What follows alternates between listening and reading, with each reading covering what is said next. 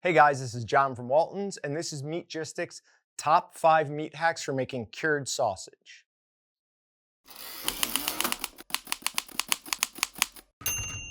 Now, making cured sausage is a little bit more complicated than making something like a fresh sausage, bratwurst, or breakfast sausage. We have to get certain levels of protein extraction. We have a more complex smoke schedule. Because of that, there are more things we can do to help you improve your final product. The number one meat hack we can give you while grinding is get your meat super cold before you start grinding. When we say super cold, we mean somewhere in the low 30s.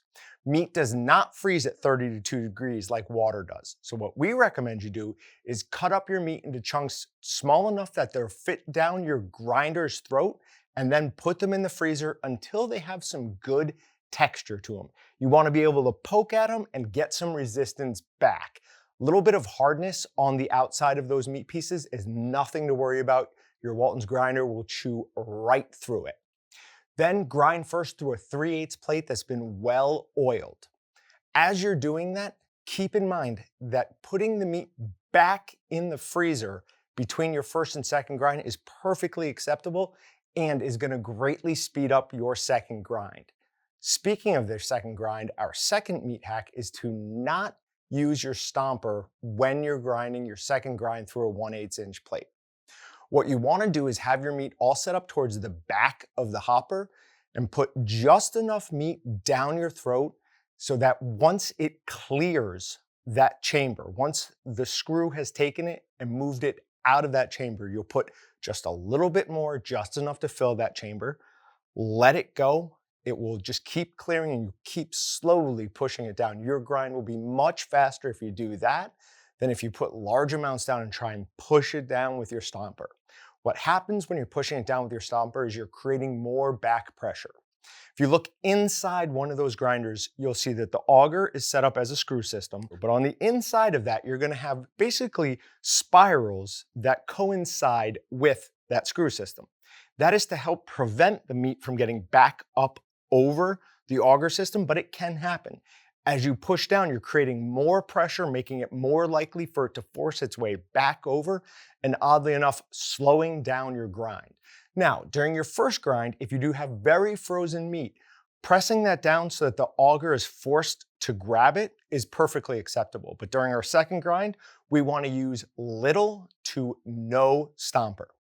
Now, the Walton's 50-pound meat mixer is really nice because it does rotate. You pull a lever on the side and the entire bucket angles forward, back, even goes all the way upside down. This makes loading really easy, but a little known tip is it makes unloading really easy. When you're done mixing, simply pull that lever, push your basket all the way down, hold that basket down. You do not want to let it go at this point, and turn on your grinder.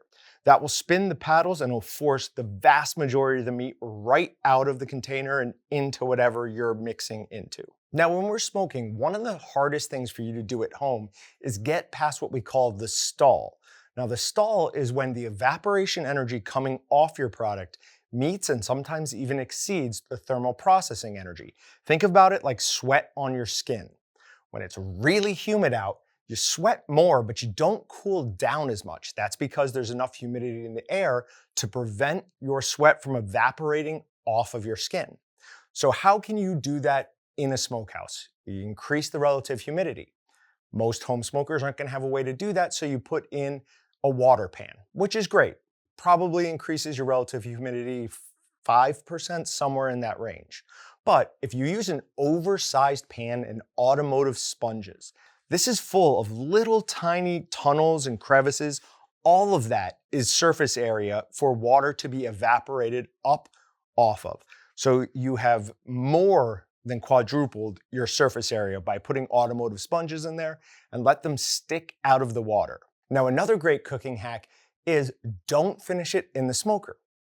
Once you've reached about 130 degrees of internal temperature, your meat's picked up about as much smoke as it's going to, and from here on out, it is just a cooking process. So how can you increase the relative humidity even more? How about just putting it in water? Get yourself a sous vide unit. Get your water somewhere up around 175 to 179 degrees, depending on the diameter of your sausage, and cook it in that. Once you've reached 130 degrees, you don't even really need to vacuum pack your meat. It's already firmed up enough that you're not going to release too much oil, fats, and even little pieces of meat into the water. We've done this extensively both ways, and it doesn't make much of a difference whether you vac pack your sausage or not. The one caveat to that is if you're using a sous vide unit that pulls in water, heats it up, and shoots it back out, you might want to vacuum pack it just to prevent clogging that filter. Now, we used this large casing to make this pepperoni. We added about 10% extra fat because I like really fatty pepperoni. And because we were using a slicer and because we did such a good job processing it, we were able to slice this extremely thin without breaking any of the structure. So you can see it's a perfectly round piece and it is paper thin. I can basically see the camera through that. So those are 5 of our favorite meat hacks for making cured sausage. None of these by themselves are going to make an amazing sausage, but when you add them all together, they really will help your finished product a huge amount. Remember to like, comment, and subscribe, and visit waltonsinc.com and meatgisitcs.com to find everything but the meat. Thanks for watching. I'm John with Meatgisitcs, and I'll see you guys next time. Subscribe to Walton's YouTube channel to check out more amazing videos. Shop at waltonsinc.com to find everything but the meat. Or watch more Hamtic videos by clicking here or by clicking here.